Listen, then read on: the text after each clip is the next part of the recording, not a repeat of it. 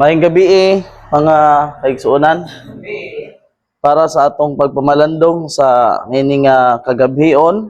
Kita nakaabot nining balay alampuanan aron pasalamatan ang Ginoo sa mga adlaw na kita nakadawat og panalangin og sa atong pagsugod karon atong tun-an kining self. Self is our greatest enemy. So kung wala gyud ta kaila sa atong kaugalingon, atong ipanghambog atong kaugalingon, no? Panghambog nato. Dili ta gusto na manapay mo kuan sa ato na ay mas maayo pa sa ato. So ingon sa bisan sa balaan nga kasulatan na ang katong kaugalingon ato gyud ang ilhon kung kinsa gyud ta. No? Kitang tanan individual na nato na tukion kung kinsa kita. Unsay giingon diha, self is our greatest enemy.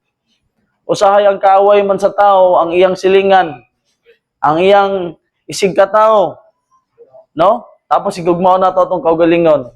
Kung mahibalutan ang kaaway day nato ang atong kaugalingon, atong dumtan ang atong kaugalingon, higugmao nato atong kaaway. So ingon diri sa Ministry of Healing, we cannot afford to let our spirit shape over any real or supposed wrong done to ourselves. Self is the enemy we most need to fear. So, ang atong kaugalingon, kaaway nato na. Mao man na ang muyud-yud nato nadto sa pagpakasala.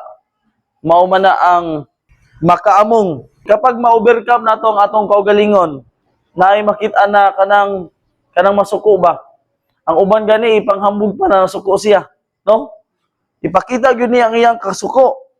So, ingon diri na walay laing na victory we can gain will be so precious as the victory gain over self. Oh. So wala gyud laing mahinungdanon nga so precious na pagdaog kanang madaog nato nga atong kaugalingon. No? O na siya. Ang atong kinahanglan, madaog nato, makontrol nato pinaagi sa balaang espiritu. Naay mga tao naghihisgutan dire sa Ministry of Healing, akong nabasa na we should not allow our feelings to be easily wounded. Usay dali ra ginuog ta, bisang gamay ng istorya. No? Dili daw nato tugutan ang atong mga pagbati na dali rata masakitan. We are to live, not to guard our feelings and our reputation. Kanang giprotektahan nato ang atong reputasyon. Naguba na giguba ba? Giguba ang atong reputasyon. No, gipakaulawan ta. But to save souls, o sa may gingon, we should not allow our feelings to be easily wounded. We are to live, not to guard our feelings or our reputation, but to save souls. Ano man, kung dali na ta masakitan, manluod ayon ta, ana, tapos ang uban maapektuhan. No?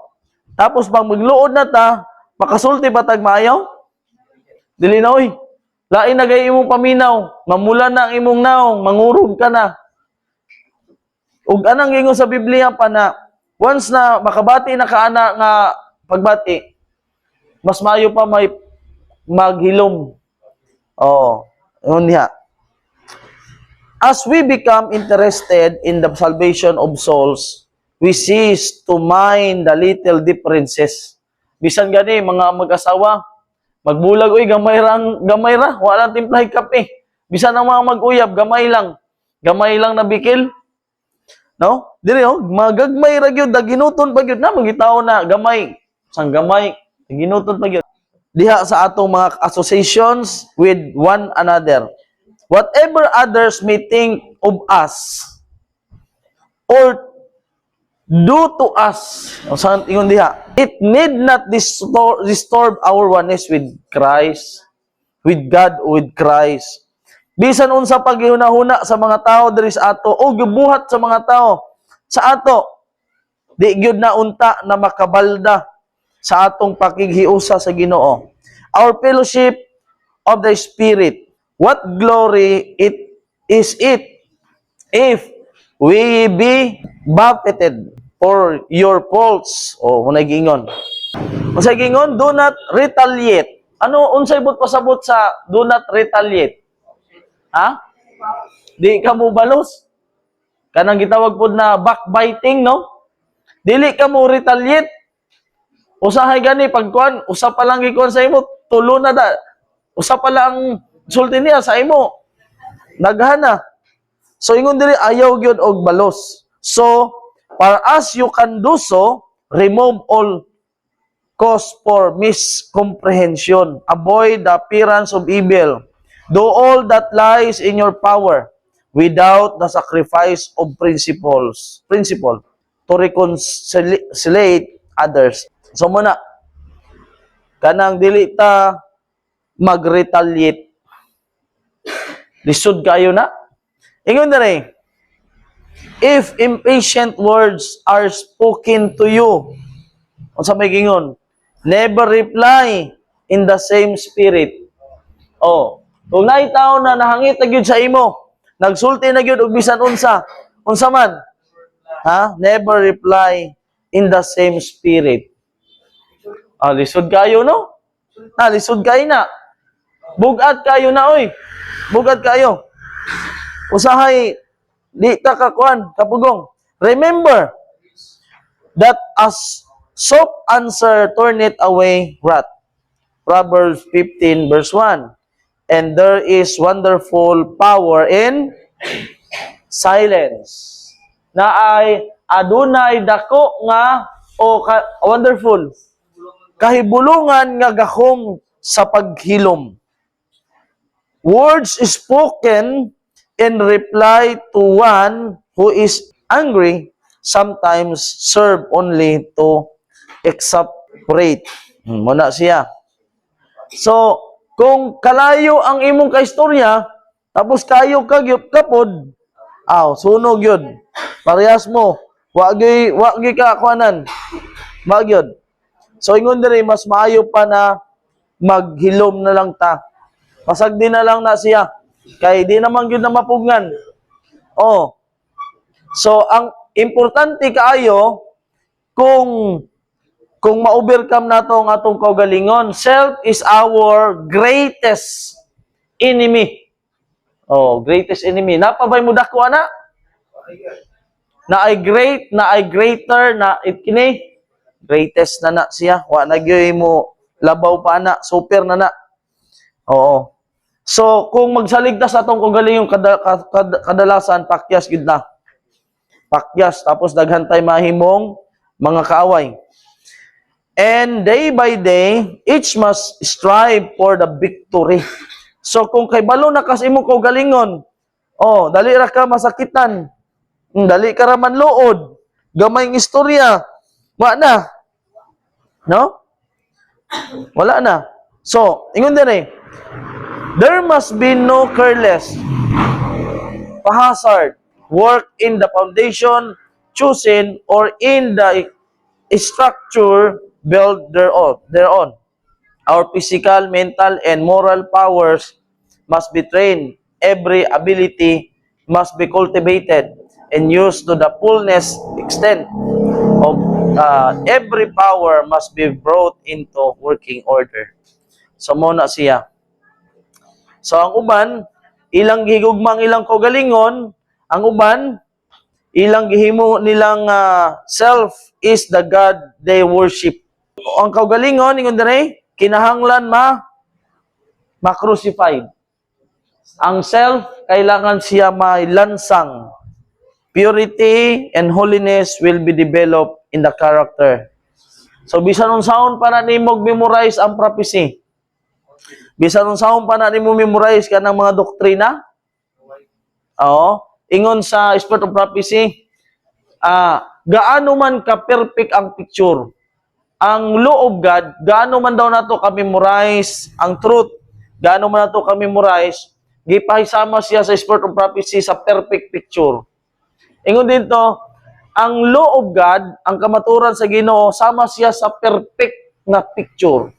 Perfectong picture ba? Kung imong tan-aw ng perfectong picture, murag yung tinuod.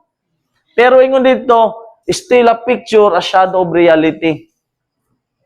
Bisan unsa na siya na murag yung nagtinuod, pero mapabilin gyapon na nas picture anino sa realidad. Kung wala diha ang tinuod si Kristo, kung wala diha ang Kristo, ang gugma sa Ginoo, wala gihapon. So ang kining self kailangan ni siya malansang.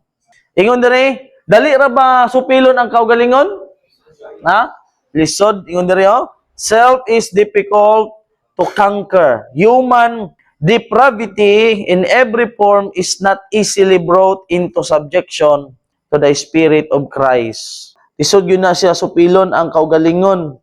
Ingon siya the government of self is the best government in the world. Gibantayan gyud nimo imong kaugalingon ba?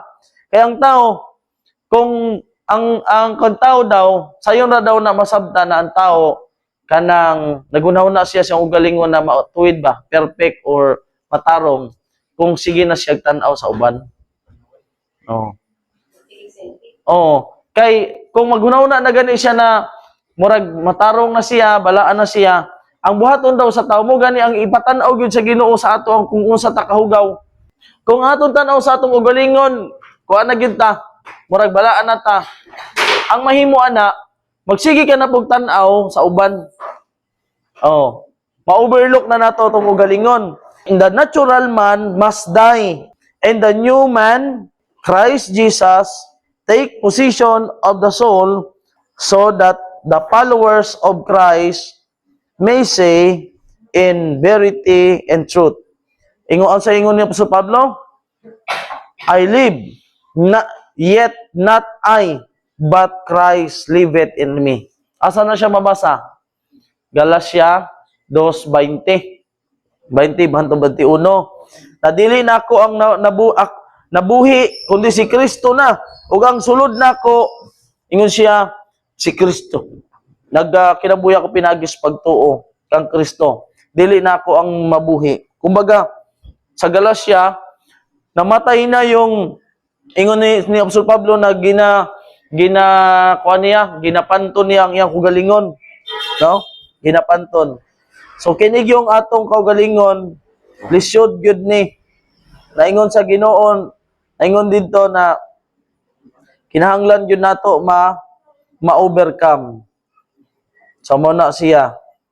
So ingon dire, there is one solemn statement that I wish you to write upon your heart. When persons have yielded the Satan's devices and have thus placed themselves upon his ground, if they would then recover themselves from his snares through the mercy of God, they must come into close connection with him, daily crucify self, and be thoroughly transformed in order to gain the victory and win eternal life. So mo day na ang sikreto, no? Ang sikreto ra gyud para mag-gain o ma-win nato ang eternal life, in order to gain the victory and win eternal life. Unsa man ang kinahanglan? Ma-close connection tayo sa Ginoo, adlaw-adlaw gilansang ang atong kaugalingon, o ingon diri sa bug-os thoroughly transform in order to gain the victory and win eternal life.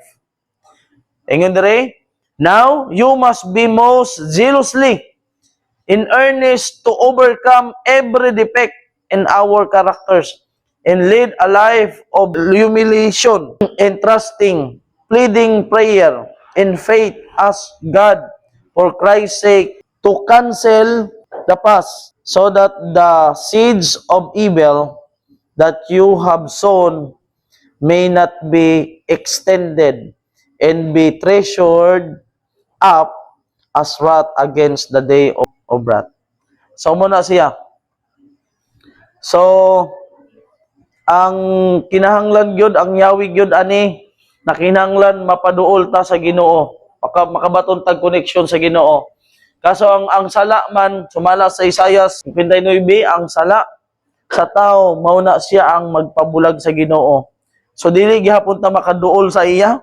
Ingon diri kinahanglan makabaton tag close ta connection sa Ginoo ug adlaw-adlaw malansang ang atong kaugalingon na kita mabag-o para makuha nato o maangko nato o makadaog ta ni ana nga lumba or sa kinabuhing dayon. So muna ang kuan, ang atong atunan karon, dili sayon ang pagsupil sa kaugalingon. Labi na kanang pride. No? Sa SD Bible Commentary, ang hinungdan na ang tao dili maluwas tungod sa pride. Lisod man magpaubos ang pride, good. Lisod kaayo oy. Nagya na bahala na lang mamatay, di lang yun magpaubos. Bahala na magunaw ang mundo eh. Di gyud magpaubos. So sa spirit of prophecy gingon gyud diha ang mao gyud ni mahimong babag kining pride ba? Pride sa tao. Naay mabasa diri na walang diha na kinahanglan gyud ang pride, wala na gyud na sa Kristiyano. Wala na gyud ang pride. Kay mo man gyud na ang hadlang kanang pride. Mao man na magpa-backslide.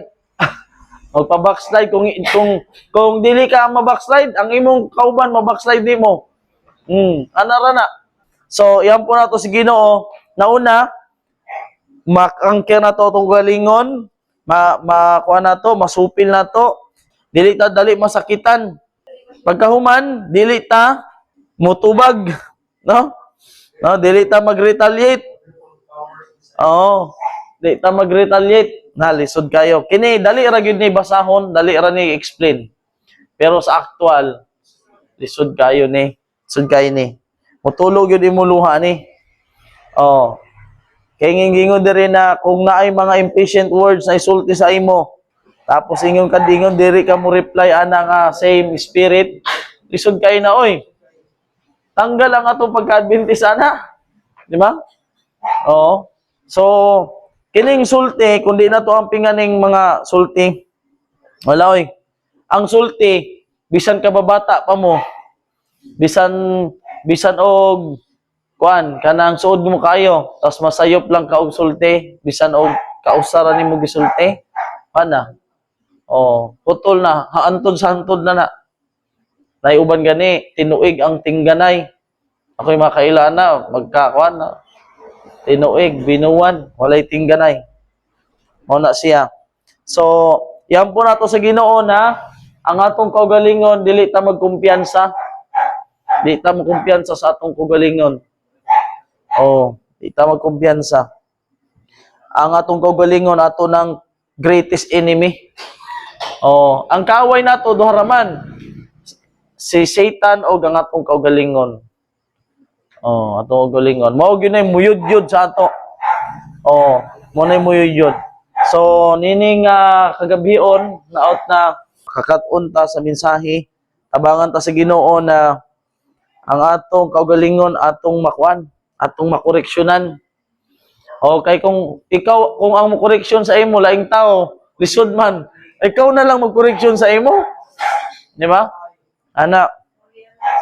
So, dire, nindot kay ni siya kung atong namnamon ang mga mensahe. Ini kagabion, magpasalamat ta sa Ginoo sa ini kagabion nakita nakatuon sa iyang mga balampulong. Dili ra ko to daghang salamat. Magampo ka. Dalay ko na pahigugmaon nga mahana ka source kay taas sa kalangitan. Dalay ko ni ikaw Diyos sa walay katapusan. Salamat kaayo Ginoo, ni mga tagnaa o Diyos nga nagatna namo ang mensahe Ginoo. Nga usa ka to nga mensahe nga makapamalandong sa among matag usa ka kaugalingon o Diyos. Ginoo, alam ka to nga pagdasig sa matag usa ka namo Ginoo. Gihangyo namo ang imong kaluoy o Dios. Ang imong gugma, ang imong pagpadagaya nga ri kanamo sa balaan nga espiritu nga maoy mugiya sa matag usa namo ang kasing-kasing sa among pagkatawhanon ni kalibutan Ginoo. Nga makapausab sa amo ang pagkinabuhi. Ginoo, tabangi kami. Dili na mo kaya ang pag-transform sa among kaugalingon kung dili mo kami tabangan, O Dios. Gihangyo na mo kanunay ang imong tabang sa matag usa ka nako. Hinaot, Lord, nga dili man ngayon kami perpekto ni kalibutan na manghinaot kami, Ginoo, nga imo kami tudluan, O Dios, sa among pagkinabuhi. Nga makinabuhian na mo, Ginoo, ang mga mensahe nga among mabatian na makadala kadto og dugang nga kadasig sa matag usa ka nako, Ginoo. Na mabuhat namo ang mga buhat, mga butang nga haom lamang sa imong kabubuton, O Dios. Sa among pagdala sa among pamilya, sa komunidad, tabangi kami, Ginoo, na giniyahan sa imuhang balang espiritu ang amuhang pagkinabuhi o pagbuhat sa tanan, O Dios. Amahan, dili kami perpekto ni kalibutan na. Ay mga panahon, Ginoo, nga makasala kami nga dili gani mi makabantay sa among kaugalingon, nakasala na din kami sa among isig kaingon. Pasaylo kami, O Dios. Diha sa among pagbuhat o sala sa adlaw-adlaw sa among pagkinabuhi, sa among una pulong o gilabi na sa among mga ginabuhat, O Dios. Pabangi kami, Ginoo, makontrolar na mo ang among kaugalingon sa pagkinabuhi. Na malakat na mo ang daan, ginihan lamang kanunay nimo, Ginoo. Himuha kami tapos, Ginoo. Himuha kami nga magmalig-on sa mga pagsulay na mabot sa among kinabuhi. Hinaot, O Dios, na magalakat kami sa daan, nga paingon lamang kayo kanimo, Ginoo. Ayaw tuguti ang kaaway, O Dios, na may makapatipas ka na mo. Ayaw tuguti ang kaaway, Ginoo, nga maoy makapatandog sa among karbo, Ginoo. Tabangi kami kanunay, makaubos na mo kanunay nga mo ang karbo, O Dios. Magkinabuhi kami, Ginoo, nga mahimo kami kahayag sa uban. Mahimo kami pagtulunan sa uban. Tabangi kami, Ginoo, nga sa among pagmensahe, nga modulot usab kini sa matag usa ka kasing-kasing sa imong mga kaanak. Tabangi kami, Ginoo, ilabi na gyud kami nga mga ginikanan, nga mahimo usab kami maayong ehemplo para sa among mga anak, Ginoo. Nga magdako sila, nga giniyahan nimo ang ilahang mga pagkinabuhi, O Dios. Tabangi kami nga makapasunod kami nila diha ngadto sa maayong kaugnahan. Amahan, kami paingon nga mamauli sa among tagsa-tagsa kapanimalay karon. Gihangyo namo ang imong proteksyon, O Dios. Nga malangat kami nga luwas, Amahan. Hinaot nga imong kami proteksyonan sa mga biyahe paingon sa among tagsa kapanimalay. Ginoo, nadunsab namo sa pag-ampo nga karon, Ginoo, ang natungdan karon sa maong mga landslide o sa baha tungod sa sigig ulan, Lord, dito sa Davao de Oro. Daghan nga mga kaigsuonan imong mga kaanakan dito, Ginoo, nga nagilain karon sa kalistanan. Ginoo, hinaot, O Dios, nga imong ipalagaya ang panalangin, Ginoo, nga ilabi na gyud sa mga pamilya nga nangawadan ng mahalas kinabuhi. Ang Ginoo, ang kadasig, nanalangin sila, Ginoo, mabatnan nila gihapon ang paglaom, Ginoo. Magalaom sila nga naa ikaw, O Dios. Naa ikaw, Ginoo, nga magatabang nila. Magahandog unta sila kanunay kanimo, Ginoo. Mga uban nga o mga kaigsuonan, Ginoo, nga naglunag sa kasalanan, unta kini nga panahon mo balik na sila sa imong kiliran, O Dios. Kilamon mo ang ilahang mga kasing-kasing, Ginoo. Nga unta imuhang kasigon sila diha sa pagbalik diha, Ginoo, sa pag-alagad kanimo, Ginoo. Dili na mo mahimo ang tanan, O Dios, kung dili ikaw ang magalihok sa among matag usa ka kinabuhi, Ginoo. Ilabi na gyud, O Dios, dadulsad namo sa pag-ampo karon sa Inday Rose. Hilama sa imong mga balaang kamot ang iyahang balatian, Ginoo. Ilabi na gyud sa iyahang pagbuntis karon, O Dios. Tagay siya o kalig-on, kapaskog kanunay hapsay nga panglawas, Ginoo. Uban sa iyahang tibuok pamilya. O sa tanan karon nga dunay mga balatian sa mga balay tanan-balanan, Ginoo. Duawa sila, O Dios, o ilama ang ilang mga balatian. Nabubat na nila ang kaayuhan. Wala kami mahimo, Amahan, na wala ikaw. Amo lamang ginatugyan kanimo ang tanan o kami mga naong nga ikaw magatubag sa among mga pag-ampo. Salamat, Amahan, sa pagtubag kanunay sa mga giampo kanimo. Kinaamon na lamang ginatugyan sa ngalan ni Jesus. Amen.